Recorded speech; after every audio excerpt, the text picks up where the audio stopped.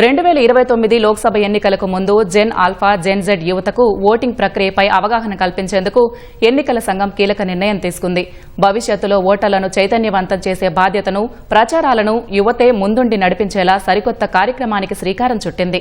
దేశవ్యాప్తంగా ఉన్న 4123 అసెంబ్లీ నియోజకవర్గాల్లోని విద్యార్థులను లక్ష్యంగా చేసుకుని ఓటింగ్ ప్రక్రియపై అవగాహన కల్పించే ప్రచారాన్ని ముమ్మరం చేయనుంది. ఈసీ లెక్కల ప్రకారం దేశంలో 18 నుంచి 26 ఏళ్ల వయసున్న యువత 14.78 కోట్ల మంది ఉన్నారు. ప్రతి అసెంబ్లీ నియోజకవర్గానికి 10 చొప్పున దేశవ్యాప్తంగా 50,000 ఎలక్టోరల్ లిటరసీ క్లబ్లను ఏర్పాటు చేయాలని ఈసీ యోచిస్తోంది. 9 నుంచి 12వ తరగతి వరకు ఉన్న సుమారు 15 లక్షల బడులు, 70,000 కాలేజీలు, 1400 వర్సిటీల్లోని విద్యార్థులను సంప్రదించి వారిని ఆ క్లబ్బుల్లో భాగస్వాములు చేయనుంది. నిజానికి 2018లోనే ఎలక్టోరల్ లిటరసీ క్లబ్బులను ప్రారంభించారు. అయితే కమ్యూనికేషన్ వ్యవస్థ వేగంగా మారుతుండడం, యువత ఎక్కువగా డిజిటల్ ప్లాట్ఫామ్లపై ఆధారపడుతుండటంతో ఈసీ ఇప్పుడు ఈఎల్సీ 2.0ను తెరపైకి తెచ్చింది. యువ ఓటర్లను, క్షేత్రస్థాయి భాగస్వాములను డిజిటల్ టెక్నాలజీ ద్వారా అనుసంధానం చేస్తూ నిరంతరం వాటిని ఎంగేజ్ చేసేలా పగడ్బందీగా ఈ కార్యక్రమాన్ని రూపొందించారు.